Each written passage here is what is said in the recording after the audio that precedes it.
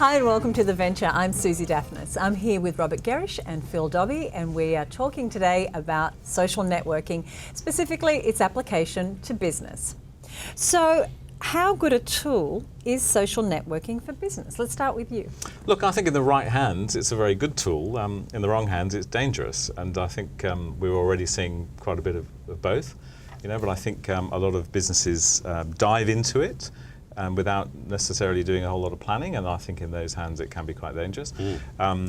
Or certainly detrimental. But I think if you use it properly, I think it's brilliant. And I think there's a number of people, certainly in the small end of town where I come from, who are using it very effectively and in a number of very different ways.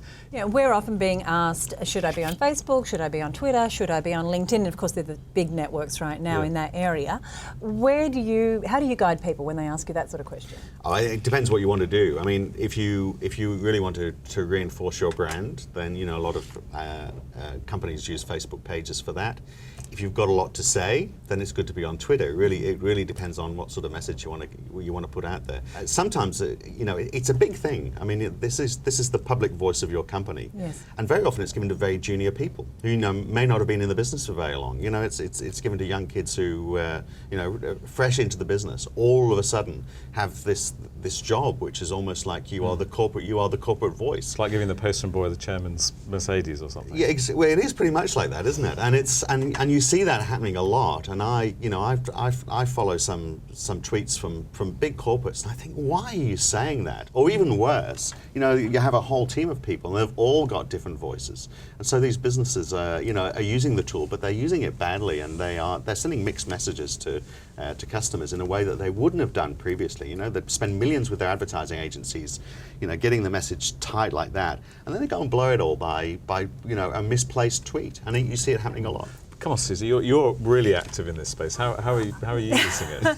Well, a couple of things. We use it to listen to what people are saying about the areas that not only us, but I see businesses using it to listen to the conversations people are having about their brand. Now, you might be a small business and no one's having a conversation about your brand, but they could be talking about your industry. So, if I was in the hair industry, I would be looking at seeing what people are saying about hair. Are they having a bad hair day? What issues are they having? Staring at Phil? Didn't ponytails go out in the 80s, for example? No, they can make a resurgence. So it can be a listening tool just to see what people are saying about your industry, because that could be a real indicator of where there are gaps in the market. It can be used for customer service, and I give a great example when I'm talking about social networking of being in the Virgin Lounge and checking in, and The Cure, a band that those of us who are old enough to remember who The Cure is will know, was playing. And I tweeted that, I'm just checking in at Virgin, and a particular track by The Cure is playing within seconds. Virgin had tweeted back to me saying, "Great to meet another music lover, have a great flight." So from a customer care perspective, I was impressed. I was really impressed. I agree, and I think it's interesting. I observe a lot of people in our sort of community are working by themselves, and the vast majority are working at home. And I see a lot of them using Twitter very much as just a means to stay in contact. It's kind of when you're in a workplace, you talk to your colleague next to you, or you smile at them, or you meet them in the kitchen. You don't have that when you work from home. So Twitter can be a very good way just to share, stay in touch, what kind of a day you're having, that sort of stuff. And I think that's fine, and I I think that's support. It sounds incredibly dull to me. Well, it might. You're following someone and saying, that's what people are saying, isn't it? When it started, it was like, why do I want to follow all these people who are telling me all their movements all day? The beautiful thing is you don't. If you don't have to follow them. So, but if your purpose, if one of your purposes is just to stay connected, if that's your goal or your strategy, then those networks can work very, very well for you. Because I think an important part of business is not just finding customers, but it's staying focused, staying happy, staying on the job, as it were. And I think that Twitter particularly is a great way people can use it. I agree, I don't want to know what you had for breakfast. I do tell people what I had for breakfast. Right. But, I'm also... You do? I do. Okay. If I'm out at a great cafe, I'll put that in there, because the other times I'm sending them a link to a great article or to a resource or to a course, or I'm at a course and I'm tweeting. But then if it sounds too much like a corporate message, for my audience, that doesn't work. For them to know that I went to the gym or I went to a great restaurant and recommend it, adds a bit of person to the personality. That's fine. Again, you're using it very much as an individual, aren't you, for your business? For my business, yes. Exactly. But it's you, it's Suzi Dafnis that's talking in there. All of this exposes business, though, doesn't it? So if you go to I remember just a couple of weeks ago, I was going to a cafe and it was awful. but they had signs up everywhere saying check in, and check in on our Facebook page, tweet us and everything. And I was thinking, sure, I'll tweet you. I'll tweet you. The food here is awful. I'll check in. Did you do that? And I did. Oh, yeah. okay. And because it exposes you, and that's the one thing. Yes. If you go into these networks, you've got to make sure that your product is A1, because people will talk about you. Well, I agree, but I think if you go into business, you should be sure that your product's Absolutely. very well. That's right. And I remember, when we started with Facebook, and as I say, we are not sort of early adopters. We come in a little bit later. And the reason we started a Facebook page was our forum community, and forums are still very, very active.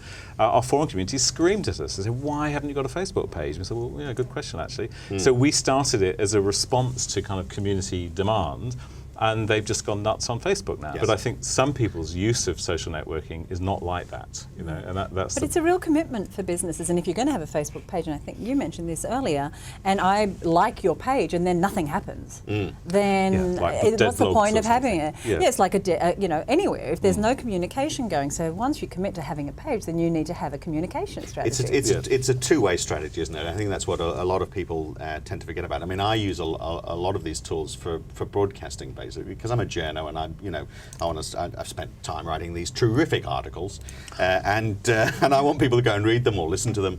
And so when I are they use getting published? There's a bit of a backlog. You start seeing them soon. But I want people to go and find out about what I've written. So I'm using it pretty much as a one-way tool. But I can see the real benefits for a large corporate, particularly as a research tool. And we're starting to see this happening a lot, where for your, as you said, for not just necessarily for your business, but for your category, searching on keywords. I mean, there's a lot of smart technology now that's not just looking at the words; it's looking at the tone of tweets as well. So if your company is getting mentioned in a negative light, you can do this not just in a qualitative way. You can do it in a quantitative measure as well, and look at the strength of your brand over time. How long a day are you spending in social networking?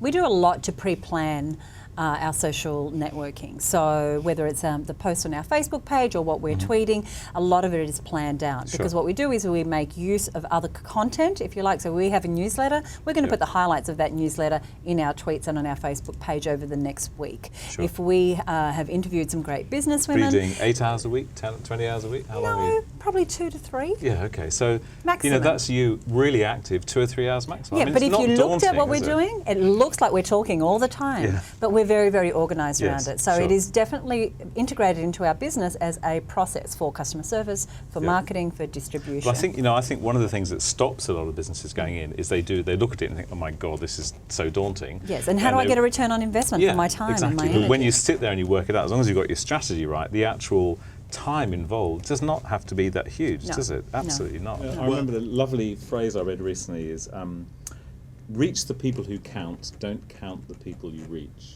Which I think is a lovely way of thinking about social networking. So reach the people who count, don't count the people you reach. It's very easy to get fired up and think, oh my God, they've got 5,000 followers, why have I only got 200? It kind of doesn't matter. Have you only got 200 followers? No, 1,000. But the important thing is to reach the people who count. But for that, you need to know, well, who are those people? It's who are your ideal customers? Who do you want to be on the receiving end of your messages? And I say to businesses, anyone that thinks, I'm missing out on social networking, well then miss out on it until you're ready. You're not going to miss the bus. It's not like that. This isn't going anywhere. This isn't a fad. This is here. But part of that readiness is being able to respond. And I think that's the other big danger as well, is that the moment you put your hand up and you're out there and you say, here we are, we're on Facebook, we're in Twitter, people are going to communicate through that channel. And if you're not ready for it, if you haven't got the customer service support team, because I've several times I've tweeted a complaint about a company, and they've responded very quickly, and then it's hit a brick wall because they just haven't had the mechanism to deal with it. They said, "Oh, sure, we'll get onto it," and they never did. Yes. And so you tweet again and say, "Well, hang on, what are you doing about it?" And they go, "Oh, we'll get onto it," and that's all happening in the public space because they haven't integrated all of these new channels. It's exactly like using the telephone. Who's using it well? I think there's a lot of people using it well, and there's a lot of people using it very, very badly. An example of a small business using it well, there's a photographer, and she, on her Facebook page, decided to get people to put up, she opened it up so people could post their photos, and you had to put your favourite holiday snap. and then you did, people would vote on it. But when I upload a photo to her Facebook page, all my friends get to see it. And then my friends want me to win. So then they vote for me. Yeah. And she built this great buzz and All-round momentum, photography. and everyone knew she was a photographer. So she built her brand with this 1 week's activity. And she's continued to do different initiatives like that. So for me, that's a great example. And yes, Kodak could have done that, but they didn't. You know, little photographer in suburban Sydney did that. So this isn't a product endorsement, but I must say that McDonald's do rather well as well. You know, I was looking there, just knowing that we were talking about this today, and they had a thing on there yesterday which was, you know, if your romance started in McDonald's, you know, talk about it here. God help I wonder if anyone put their hand up. Yeah, I think, well, that's a great way to actually get people. They don't want. No one's going to sit there and want to talk about burgers and chips, but they'll talk about their life. And you know, I think it's a great use of it. And you know, they've got 98,000 likers on Facebook. That's not half bad. You know, so I think there are examples using it, definitely. So we'd love to know, how are you using social networking? What's working for you? Who do you think is doing it well? Who do you think is doing it really, really badly? Thank you for joining us here on The Venture.